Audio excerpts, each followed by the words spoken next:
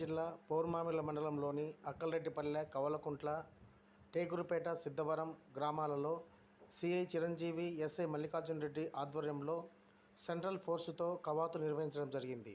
ఈ కార్యక్రమంలో భాగంగా ఈరోజు సాయంత్రం పౌర్మామిల పట్టణం నందు కూడా ఎలక్షన్లలో భాగంగా కవాతు నిర్వహించడం జరిగింది. ఈ సందర్భంగా సిఐ, ఎస్ఐ మాట్లాడుతూ ఎలక్షన్లో ఎటువంటి అవాంఛనీయ సంఘటనలు జరగకుండా ప్రశాంతంగా ఓటు హక్కు నిర్వహించాలని ప్రజలకు సందేశం ఇచ్చారు.